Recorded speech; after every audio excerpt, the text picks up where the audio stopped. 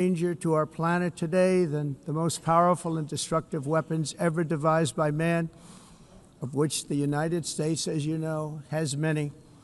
Just as I did in my first term, I've made containing these threats a top priority, starting with the nation of Iran. My position is very simple.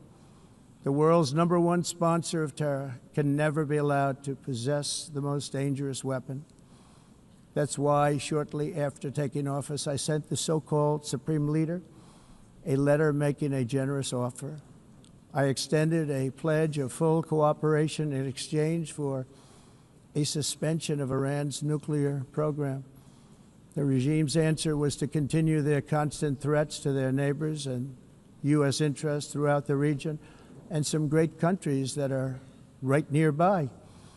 Today, many of Iran's former military commanders, in fact, I can say almost all of them, are no longer with us. They're dead. And 3 months ago, in Operation Midnight Hammer, 7 American B-2 bombers dropped the 14 30,000-pound each bombs on Iran's key nuclear facilities, totally obliterating everything. No other country on earth could have done what we did. No other country has the equipment to do what we did. We have the greatest weapons on earth. We hate to use them. But we did something that for 22 years people wanted to do. With Iran's nuclear enrichment capacity demolished, I immediately brokered an end to the 12-day war, as it's called, between Israel and Iran, with both sides agreeing to fight no longer. As everyone knows, I have also been deeply engaged in seeking a ceasefire in Gaza. Have to get that done. Have to get it done. Unfortunately, Hamas has repeatedly rejected reasonable offers to make peace.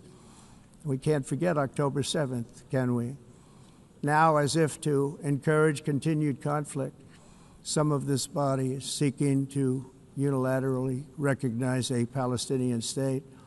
The rewards would be too great for Hamas terrorists for their atrocities. This would be a reward for these horrible atrocities, including October 7th, even while they refuse to release the hostages or accept a ceasefire.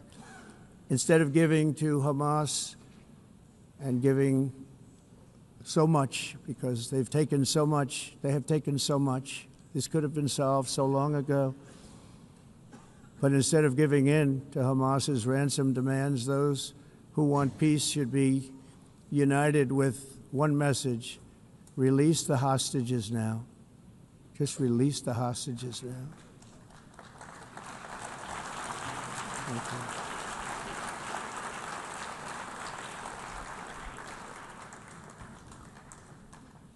Thank you. As we have got to come together, and we will come together, get it done. We have to stop the war in Gaza immediately. We have to stop it. We have to get it done.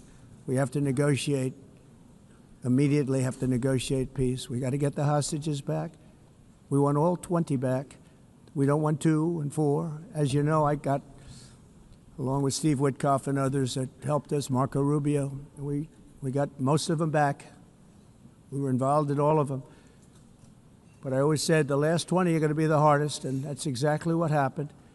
We have to get them back now. We don't want to get back 2, and then another 2, and then 1, and then 3. Have this process. No, we want them all back, and we want the actually 38 dead bodies back too. Those parents came to me, and they want them back, and they want them back very quickly and very badly, as though they were alive. They want them. They want them every bit as much as if their son or daughter were alive. I've also been working relentlessly, stopping the killing in Ukraine. I thought that would be, of the 7 wars that I stopped, I thought that would be the easiest because of my relationship with President Putin, which had always been a good one. I thought that was going to be the easiest one. But you know, in war, you never know what's going to happen. There are always lots of surprises, both good and bad. Everyone thought Russia would win this war in 3 days. But it didn't work out that way. It was supposed to be just a quick little skirmish. It's not making Russia look good. It's making them look bad.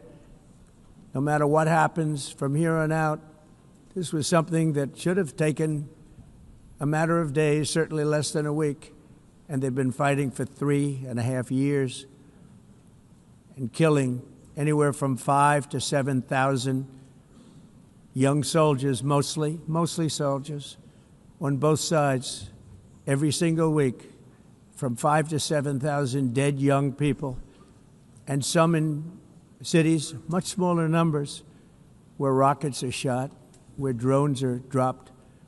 This war would never have started if I were president. This was a war that should have never happened. It shows you what leadership is, what bad leadership can do to a country. Look what happened to the United States, and look where we are right now in just a short period of time. The only question now is how many more lives will be needlessly lost on both sides. China and India are the primary funders of the ongoing war by continuing to purchase Russian oil.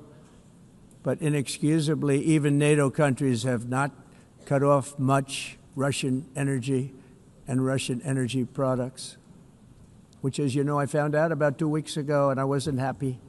Think of it. They're funding the war against themselves. Who the hell ever heard of that one?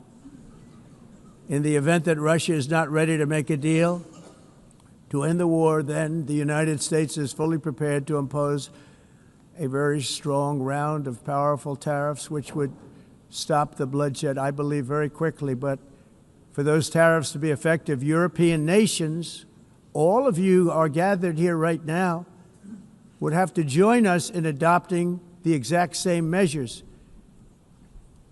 I mean, you're much closer to this. We have an ocean in between. You're right there. And Europe has to step it up.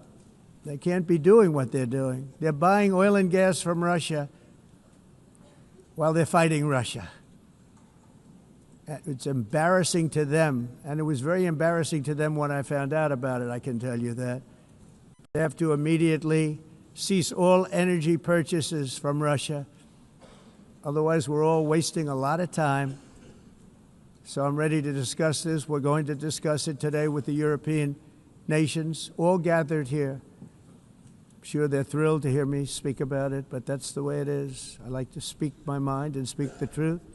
As we seek to reduce the threat of dangerous weapons today, I'm also calling on every nation to join us in ending the development of biological weapons once and for all. And biological is terrible, and nuclear is even beyond, and we include nuclear in that.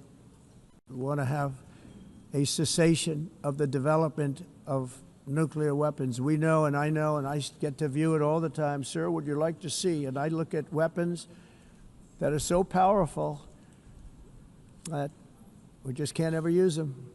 If we ever use them, the world literally might come to an end. There would be no United Nations to be talking about. There would be no nothing.